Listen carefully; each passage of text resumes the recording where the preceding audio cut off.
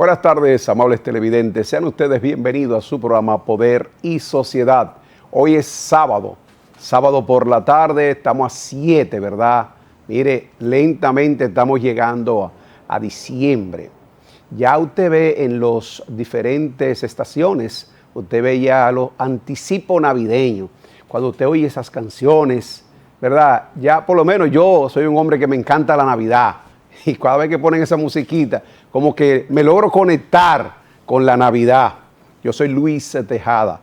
Bueno, señores, siempre dándole gracias a Dios que nos concede la manera de cómo comunicarnos con ustedes. Miren, vamos a entrar en materia, los temas de actualidad.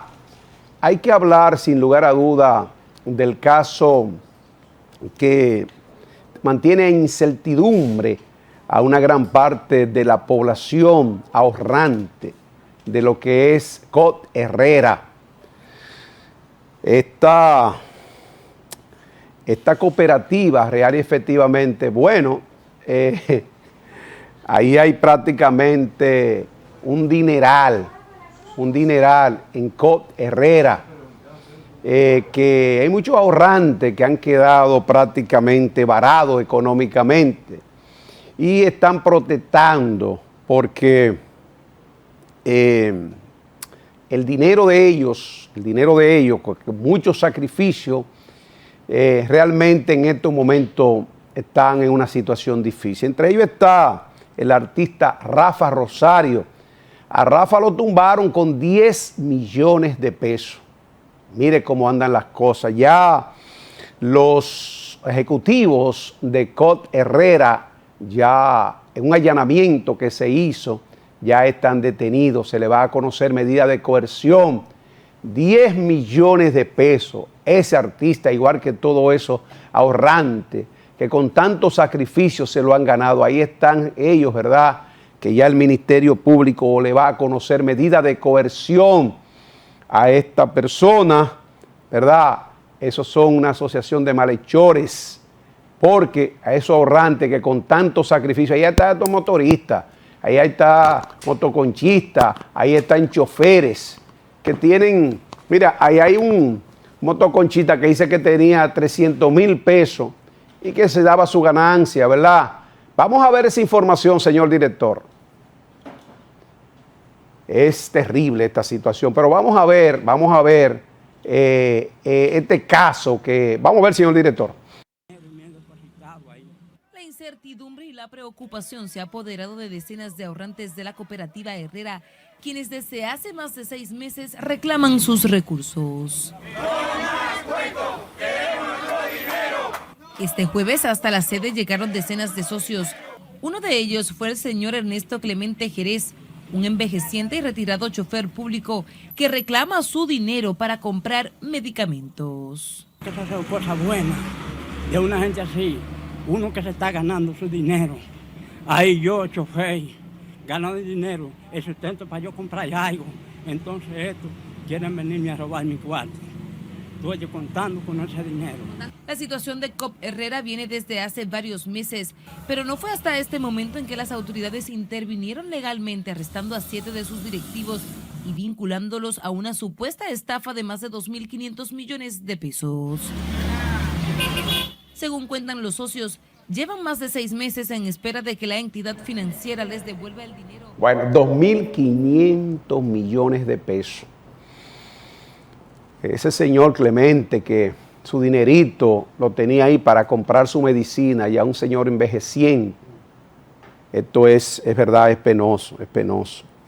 El Ministerio Público tiene que actuar rápidamente y que ese dinero realmente se le pueda devolver a esas personas. Miren, Abinader y diversos sectores confía fuerza multinacional lleve paz a Haití. Yo pienso que la resolución emitida por la ONU, donde ya Kenia va a actuar en función de esa resolución que se emitió, que nosotros los dominicanos y el presidente de la República en el semanal dio esa noticia al país.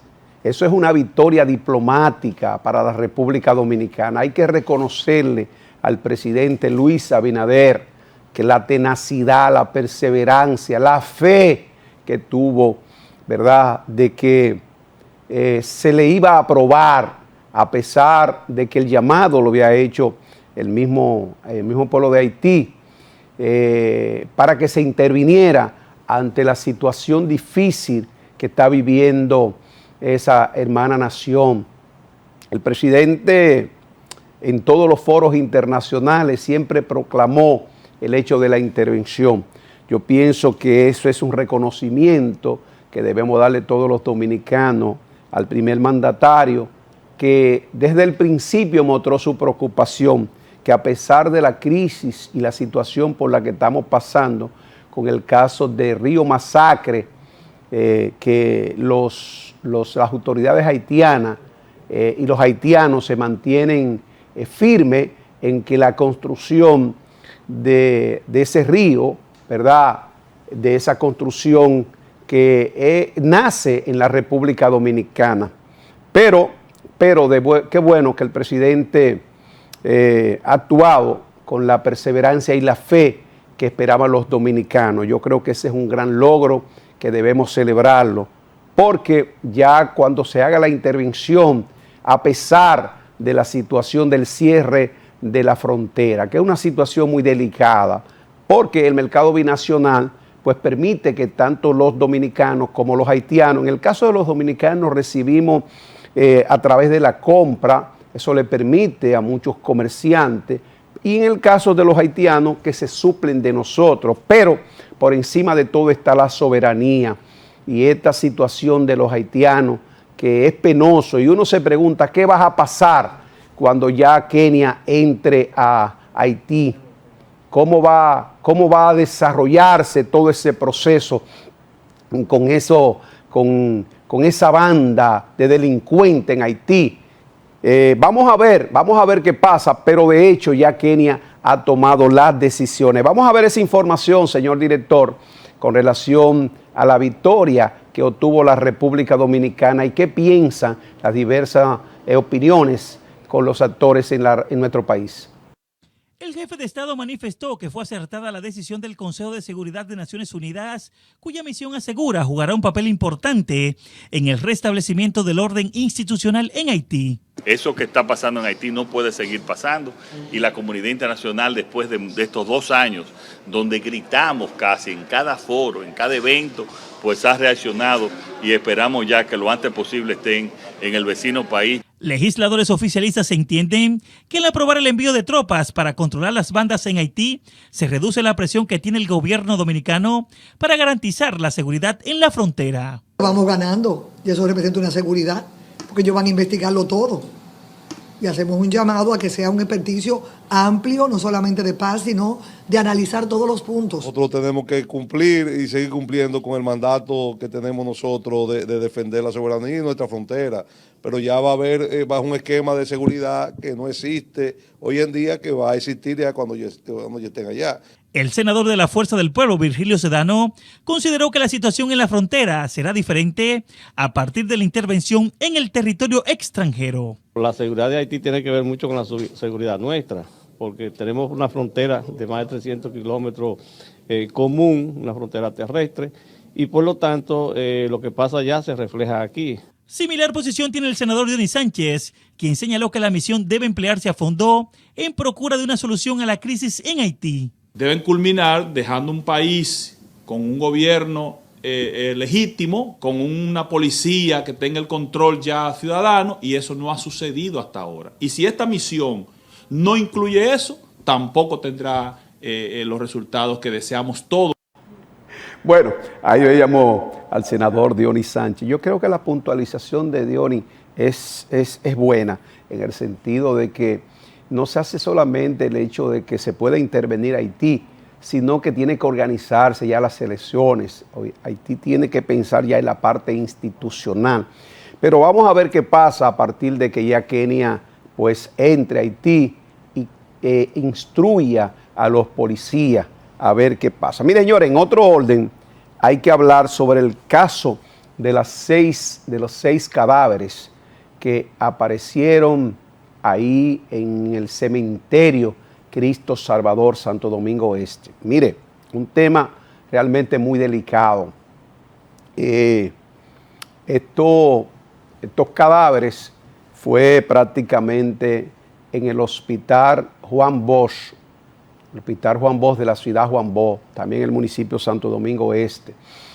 Esto es preocupante porque ahora le están echando la cuava al Zacatecla.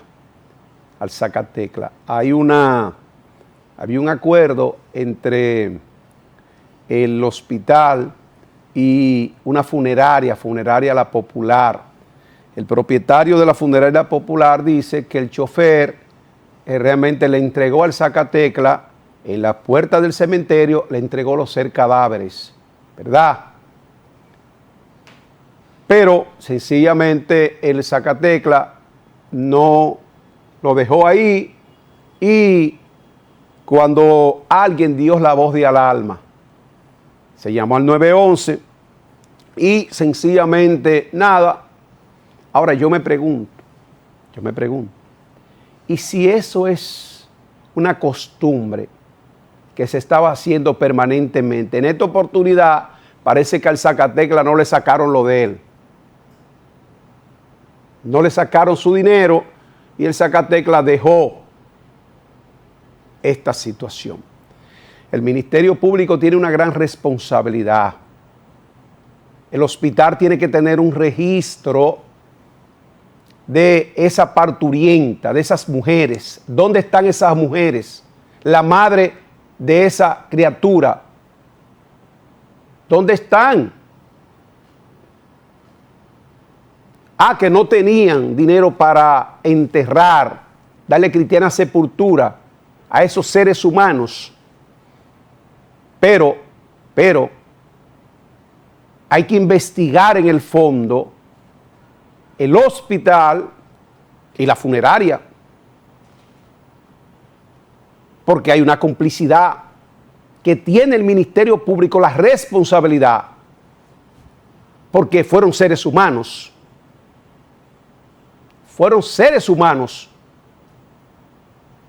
Y yo pienso que en la República Dominicana esta situación hay que comenzar a aclarar. Porque cuántas situaciones se han dado así. ¿Cuántos niños han enterrado así? Entonces yo pienso que es una gran responsabilidad del Ministerio Público investigar a fondo ese hospital, esa funeraria. Porque ahora el dueño de la funeraria se quiere lavar las manos. No, porque el chofer dejó allá los 6 cadáveres. Entonces, así no. Eso es un acto de irresponsabilidad, tanto del hospital como del propietario de la funeraria. Y el administrador del cementerio. Porque eso estaba ajeno. Al Zacatecla le llevaban los cadáveres y él lo enterraba. Pero se supone que hay una administración. Vamos a ver esta información, señor director, para que usted vea cómo habla el propietario de la funeraria.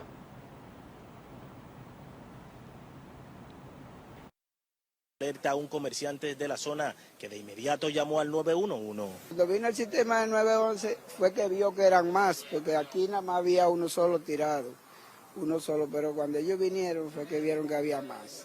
Al desvincularse de que los niños encontrados muertos en la entrada del cementerio Cristo Salvador no hayan sido sepultados, el propietario de la funeraria La Popular acusa al Zacatecla del Campo Santos de no cumplir con su trabajo.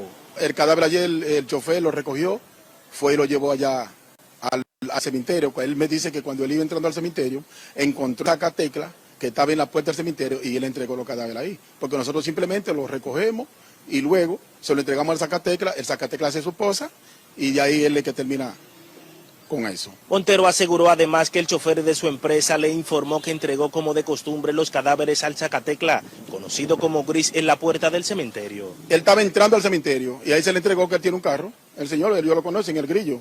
Él es en el Grillo, porque él es que siempre él es que hace ese trabajo allá. Entonces, nosotros se lo entregamos a él.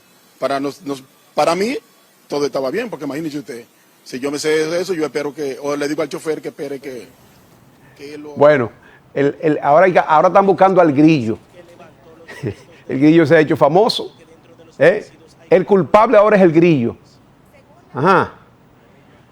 Bueno, miren, señores, el Senado de la República invitó al canciller y un debate muy interesante. El canciller allí, pues, dio a conocer en detalle la situación de los hechos que han venido aconteciendo con el caso que tiene que ver con Haití. El canciller, y en el debate en el Congreso Nacional, donde se le hizo una interpelación, yo pienso que es interesante para la democracia y la institucionalidad el hecho de que el canciller, ¿verdad?, Roberto Álvarez, pues diera en detalle y que se conozca a fondo toda la parte diplomática. Yo pienso que este debate va a permitir que no solamente el Senado llame a Roberto, sino a otros funcionarios también, que debemos los dominicanos conocer cómo se está manejando los recursos del Estado. Entonces, el debate fue interesante. ¿Por qué? Bueno, porque el canciller respondió preguntas de los senadores, inquietudes de los senadores. Y esto es importante porque esa es la misión de los senadores realmente, ¿verdad? Legislar y conocer a fondo de cómo se están manejando los recursos del Estado. Vamos a ver, señor director, para que usted vea qué interesante el debate, especialmente con el senador de la Romana, Silva, ¿verdad? Que el senador Silva pues se puso los guantes y le ingería de manera permanente al canciller que le hablara sobre el acuerdo que se hizo establecido en lo que es el 29, con República Dominicana y Haití, ese acuerdo firmado. Vamos a ver, señor director, esta información. Como hay ahora, y encontramos de que de hecho habíamos ganado mar territorial con los puntos que pensábamos. Vamos a respetar al invitado, por favor. Señor ministro, perdón. Sométase al orden, por favor. Yo hice una pregunta concisa. Usted le llamó la atención ya a 5 senadores, porque no han hecho preguntas concisas. Yo le hice 3 preguntas bien concisas al ministro. El ministro no me ha dicho nada. Yo quiero que sea conciso también. ¿Por qué él firma un tratado? ¿Por qué él firma un tratado que viola la Constitución? Ese es su criterio. Ese es su criterio y eso está en el Tribunal Constitucional. Eso está en el Tribunal Constitucional, como le dije. Vamos a esperar a ver qué dice el Tribunal Constitucional. Presidente, está fuera de orden. Ese tema está fuera de orden. Eso es lo que yo le estoy preguntando a usted. ¿Por qué lo firmó ese mamotreto? Sométase al orden. Desde entrada, él dijo todas las instituciones que firmaron ese acuerdo. Vamos a esperar a ver qué dice el Tribunal Constitucional. En el que se encuentra. Bueno, ahí veíamos al canciller y al senador. Qué bueno. Ese es un debate, eso permite la parte institucional y democrática que tenemos los dominicanos, ¿verdad? Miren, el presidente de la Junta Central Electoral, Román Jaque, dice la necesidad de reformar la ley electoral, la ley 18, prácticamente 33, y la 2023, porque yo creo que principalmente la ley 1833 tiene muchas ambigüedades y a pesar que se le modificó alguna parte dentro del Congreso, todavía quedan algunos vacíos que lo que es la Junta Central Electoral no tiene la garra para que los políticos no puedan rendir un informe de dónde le entra ese dinero, porque hay dinero a veces que entra ilícito del narcotráfico, del lavado de activos, y qué bueno que el presidente de la Junta Central Electoral muestre esa preocupación. Vamos a ver brevemente, señor director, una síntesis de lo que enuncia el presidente de la Junta Central Electoral. La ley de partidos, agrupaciones y movimientos políticos requiere urgentemente de una transparencia legislativa. Para el presidente de la Junta Central Electoral, la normativa vigente en materia de ley de partidos es ambigua y no puede ser referencia de transparencia. Debe ser modificada de manera integral, pero ya después que pasen los procesos electorales de 2024. Explicó que debido a la declaratoria de inconstitucionalidad de algunos artículos, quedan algunos vacíos legales que pueden afectar la integridad del proceso electoral. Es una ley llena de incongruencias que no le da garras al órgano electoral. Ya que bueno, ahí vino el presidente de la Junta. Vamos a una pausa comercial y cuando regresemos tendremos la entrevista central a un destacado politólogo profesional del derecho. Nos referimos al doctor David Laot.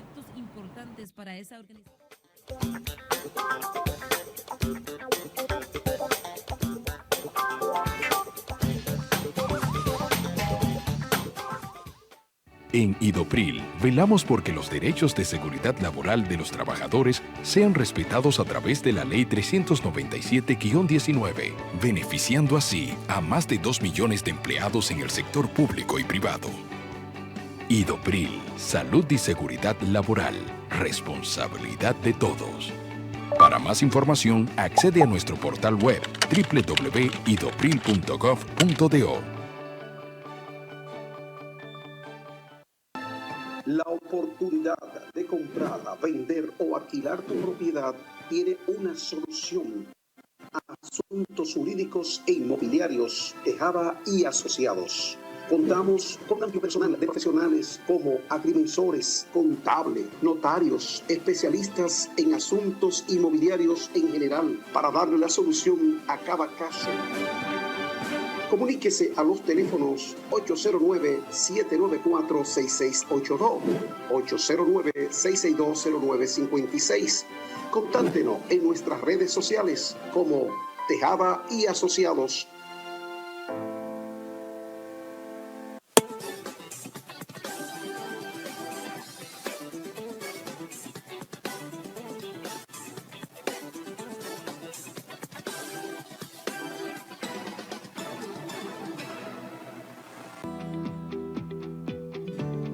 Porque juntos podemos construir la unidad, fortalecimiento y el progreso de la comunicación. Asociación Dominicana de Productores de Opinión Pública Incorporada. Somos la voz y el pensamiento de la democracia. Información 809-794-6682, 809-662-0956. Contáctenos en nuestras redes sociales como Asodoprom.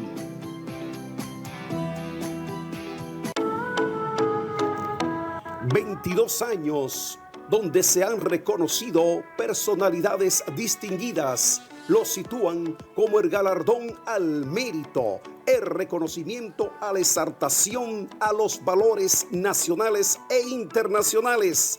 Premios El Gallo de Oro 2023.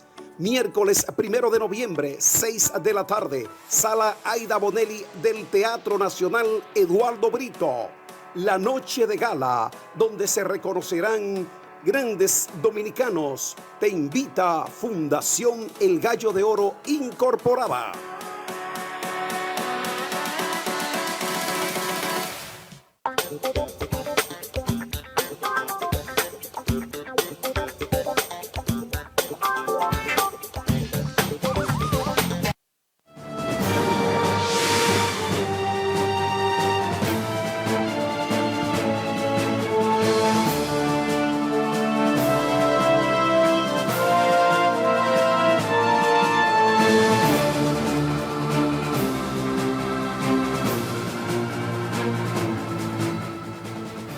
De regreso a su programa Poder y Sociedad. Bueno, señores, en nuestra entrevista central, el doctor David Laot, politólogo, destacado profesional del derecho.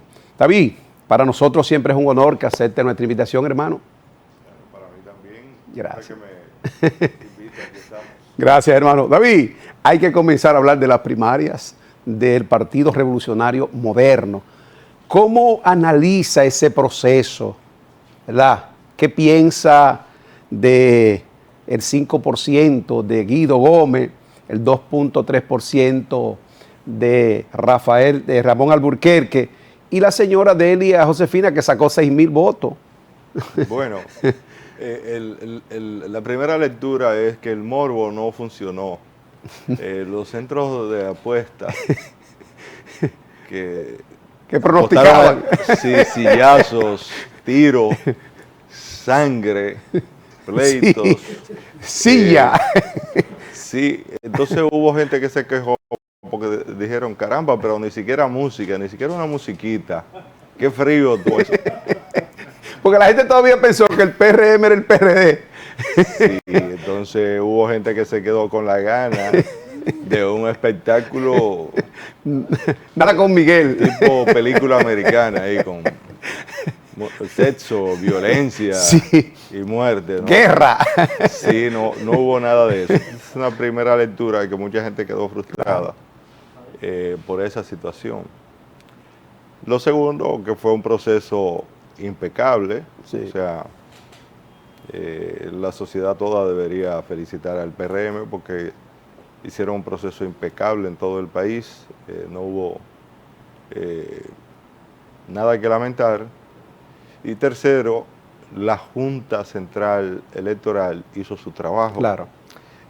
Creo que despejó dudas, porque mucha gente estaba dudando de si la actual Junta tenía capacidad de dirigir un proceso electoral.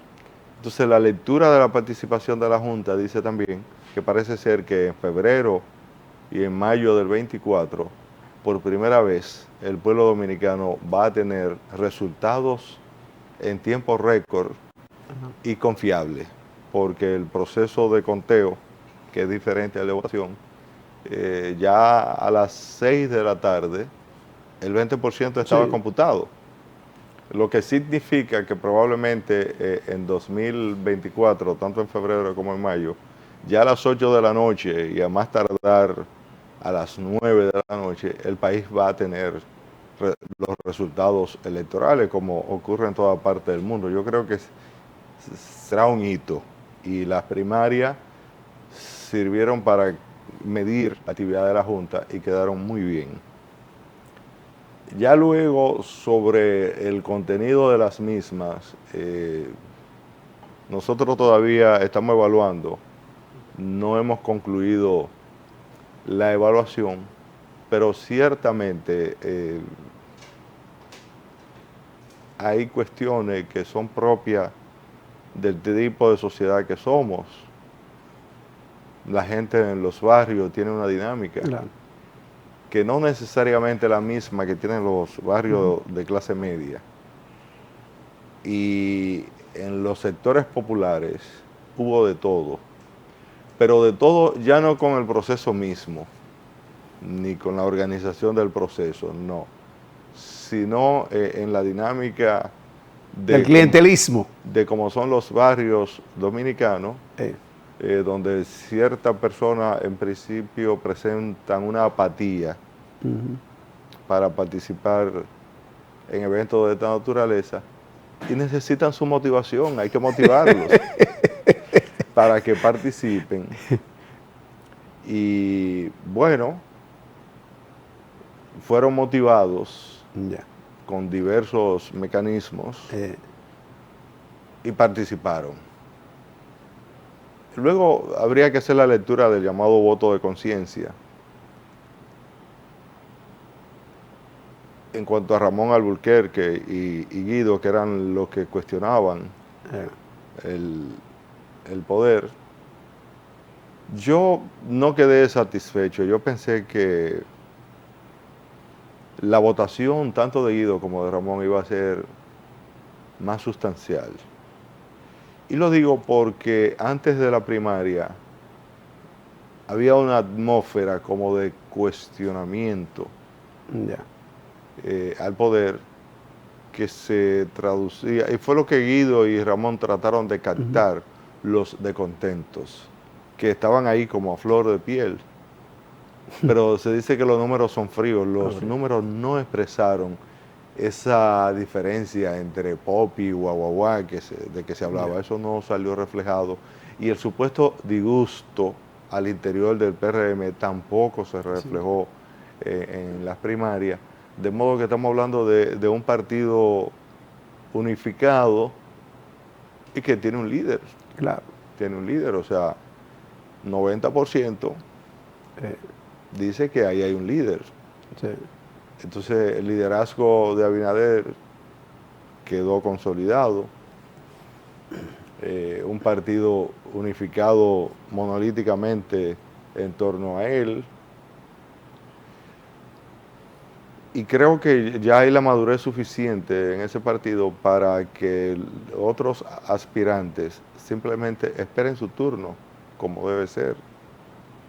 De modo que las primarias del PRM podrían calificarse de ejemplares.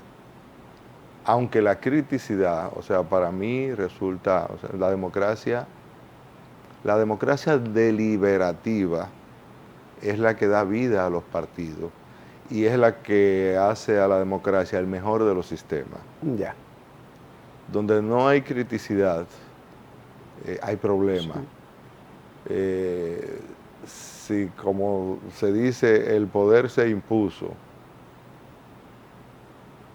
eso podría ser una mala lectura de la democracia, porque la democracia es expresión, la gente tiene que decir su punto de vista, y los votos no reflejan que en el PRM haya cuestionamiento significativo a las ejecutorias de Luis Abinader. Parece ser que todo está bien. Sí.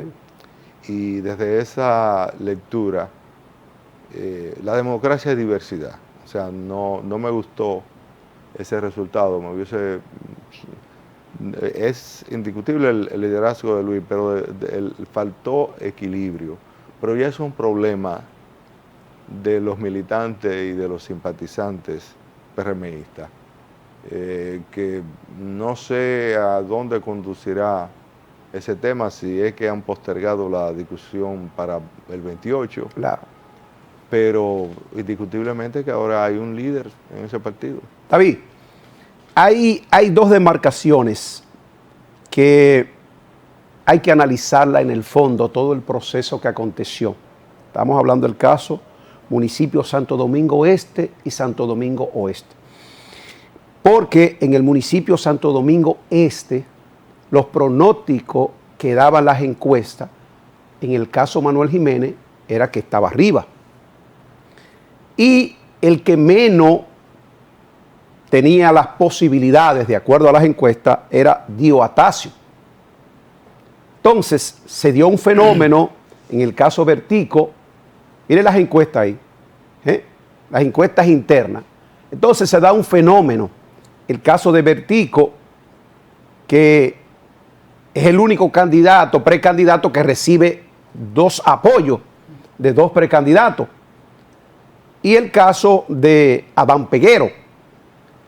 En el caso Santo Domingo Oeste se dio el fenómeno de que ya un precandidato que había pasado en dos ocasiones como alcalde, sorprende, habla el caso de Francisco Peña, y se lleva prácticamente al alcalde. O sea, en esta primaria se dieron dos fenómenos, los dos alcaldes fueron derrotados. Te escucho, David. Fíjate, esa es una lectura que todavía, en mi caso, no es concluyente. Ya. Nosotros estamos analizando porque es sumamente contradictorio lo que ha ocurrido en los dos municipios. Exacto. ¿Por qué? Porque los PRMistas venían quejándose de que supuestamente estaban siendo gobernados por personas que no eran del PRM. Pero resulta que en ambos municipios los ganadores si vamos a la mecánica que se estaba discutiendo, no son PRMistas auténticos. Sí. Es contradictorio eso, o sea, tanto en el este como en el oeste, los ganadores podría decirse que son dirigentes provenientes de parcelas cercanas al PRM, pero que no son PRMistas, son recién llegados al barco PRMista. Entonces, esa demanda interna es muy cuestionable. Por ejemplo, en Santo Domingo Este, Adán Peguero es el presidente, líder del partido.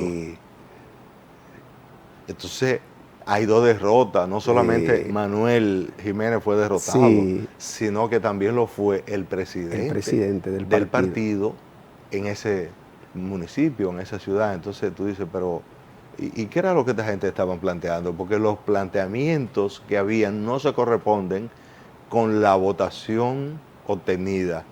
Pudo haber una línea bajada. Se dicen muchas cosas, pero la realidad es una y los números son fríos.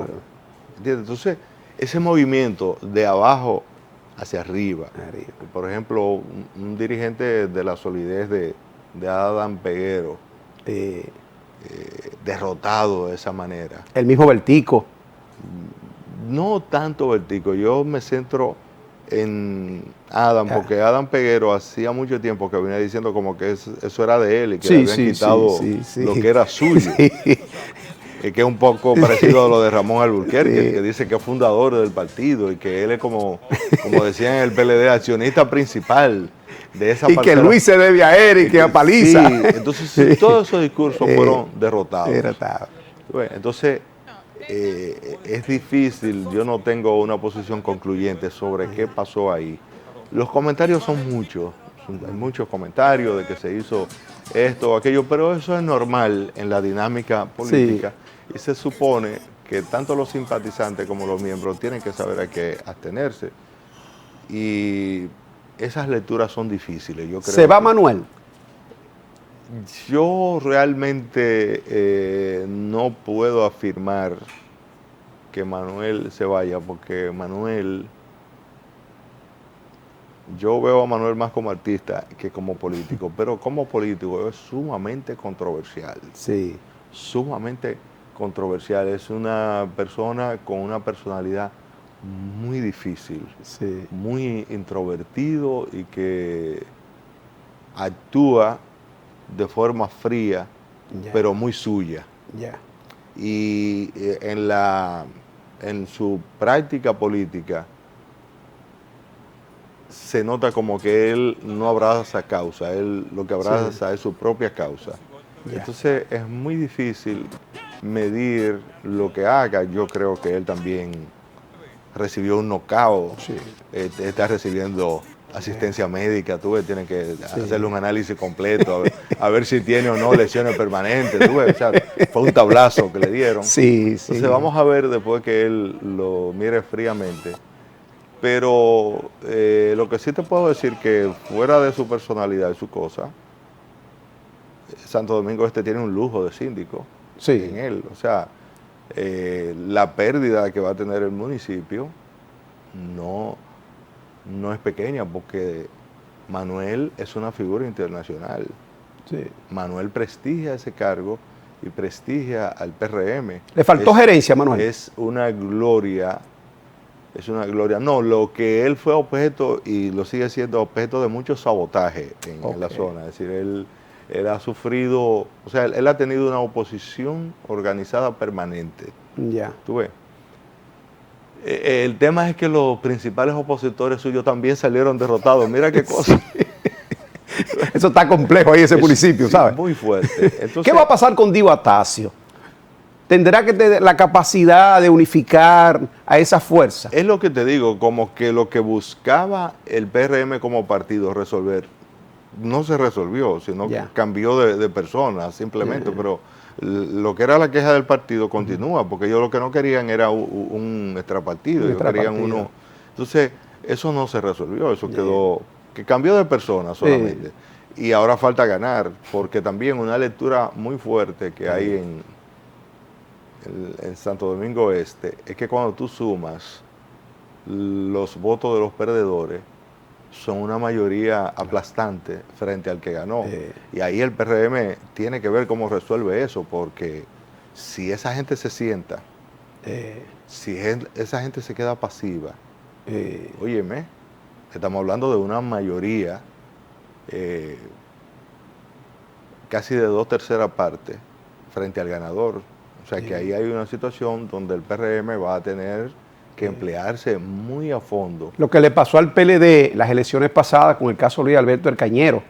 Sí. Cañero se sentó y Luis Alberto perdió.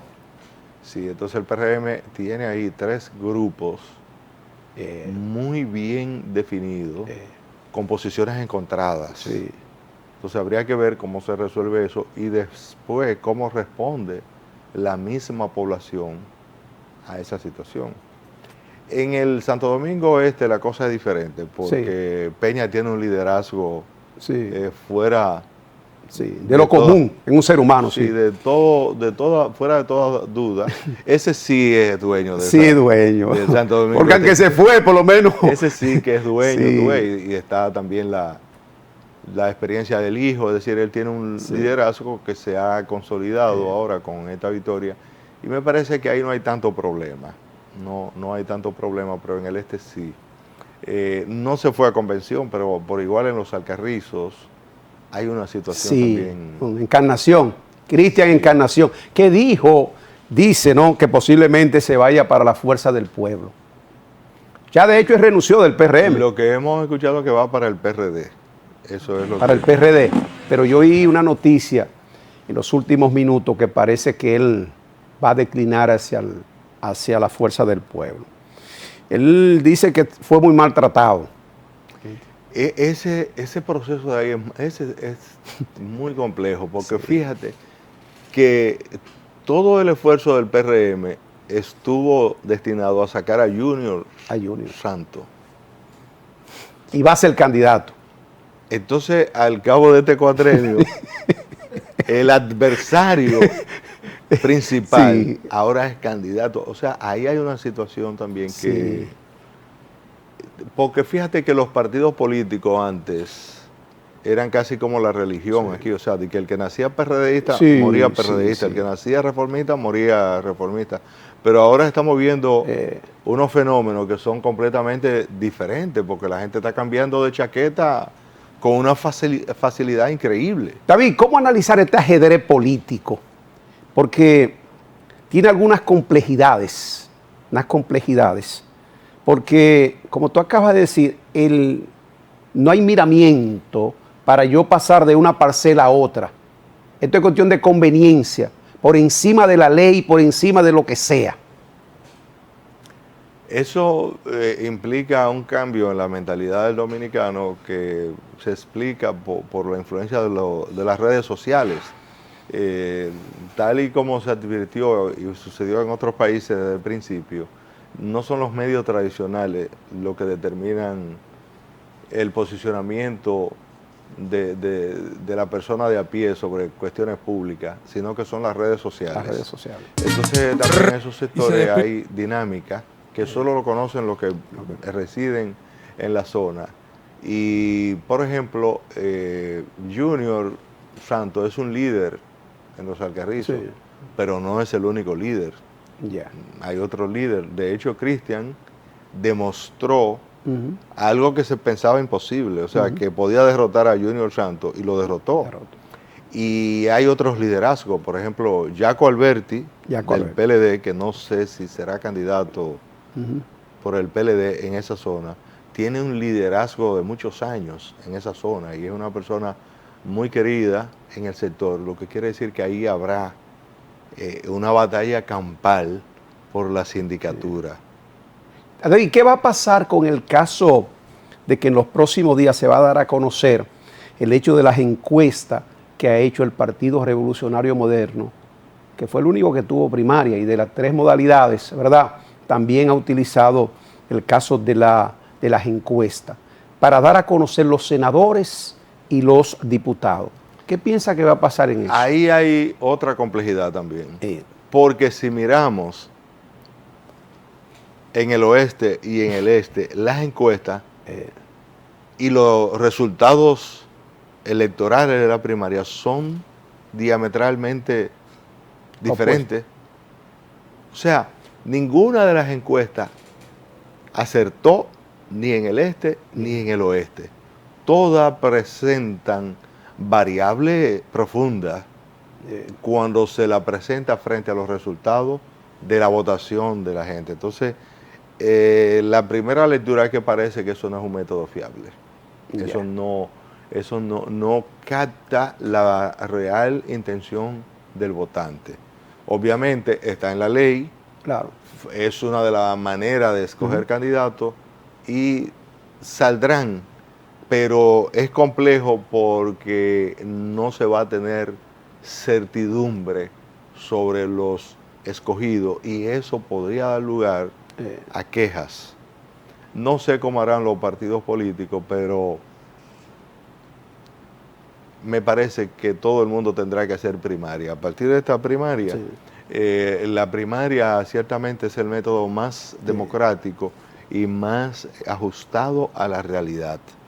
Los sondeos, las encuestas, el dedo, el poder, son métodos antidemocráticos, pero cuando se expresa la voluntad popular en las urnas, ahí hay una certeza indiscutible.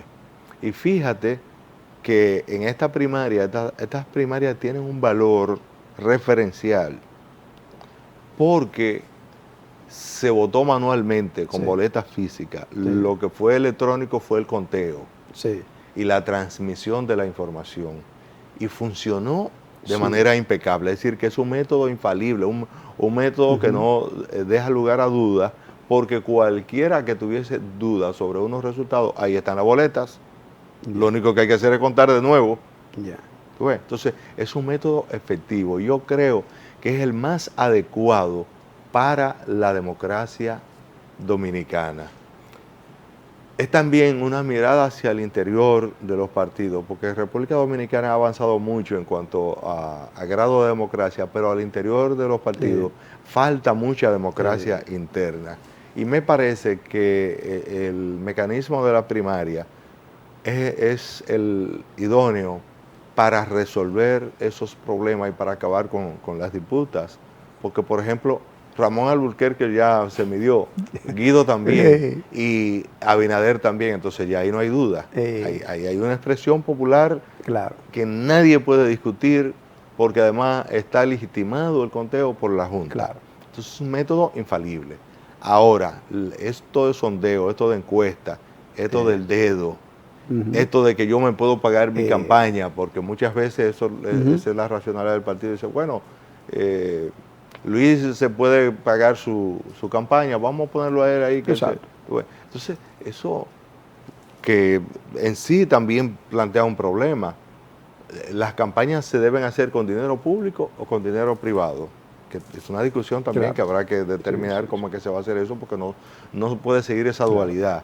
Entonces, me parece que las primarias son referenciales y que en todos los municipios del país son el mejor mecanismo para conocer cómo está pensando el votante y qué quiere el votante. David, mira, hay un tema muy interesante y es el caso de que el lunes los dominicanos recibimos y el mundo la resolución de la ONU, donde realmente ya le da el espacio para que una fuerza multinacional pueda entrar a Haití realmente y buscar la manera de cómo trabajar el conflicto que tiene el caso de esa hermana nación.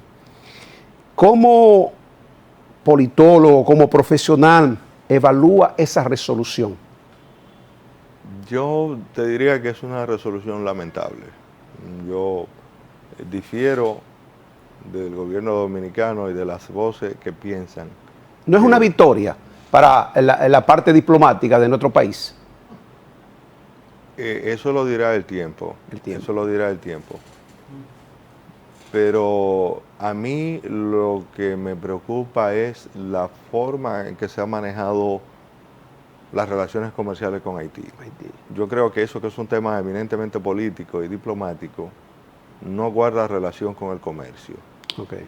A mí me preocupa, Haití es nuestro mercado natural, Sí. la posición mía es que debe consolidarse ese mercado y que el capitalismo dominicano debe expandirse hacia el oeste. Esa es mi posición y entonces lo que yo cuestiono es más bien el empobrecimiento del Cibao, el empobrecimiento de nuestros comerciantes, las dificultades que está, por ejemplo, presentando Fernando Capellán con sus Sí, empresas, y de zonas francas en Haití que están cerrando sus puertas, lo que plantea una presión demográfica hacia República Dominicana. Dicen esas zonas francas que están cerrando en Haití porque no le llega materia prima desde República Dominicana. Entonces, yo cuestiono la parte económica, el manejo del comercio con Haití. Y cuestiono la intervención extranjera. Yo creo que República Dominicana tiene que diseñar una política exterior con una agenda definida sobre Haití. Y esa agenda tiene que ser en función del interés nacional. Una agenda que no defienda el mercado binacional no es una agenda basada en el interés nacional. Es lo que pienso, es lo que defiendo y creo que en algún momento Luis va a tener que revisar ese punto. Luego, si Haití tiene gobierno o no tiene, no es un problema nuestro. Sobre el caso de Río Masacre. Yo considero que es un problema ambiental. Esa zona necesita ser reforestada para que el río no se seque tan rápidamente con el calentamiento global que tenemos y con los rayos del sol. Entonces, una reforestación en la zona puede aumentar el caudal de ese río y que el agua alcance para ambos pueblos. En 30 segundos, David, ¿fue correcta la decisión de militarizar la zona fronteriza? Yo creo que los militares debieron ir, pero con picos y con árboles, a sembrar árboles. No con tanqueta. No con tanqueta. Sí. Pero si no tenemos la seguridad de República Dominicana, ¿qué puede pasar? Es que no podemos decir eso porque la seguridad de República Dominicana no depende del Estado haitiano, depende del Estado dominicano. Entonces, el Estado dominicano tiene que crear los mecanismos del lugar para tener control de su propio territorio. David, muchísimas gracias, hermano, por aceptar nuestra invitación. Bueno, a la orden.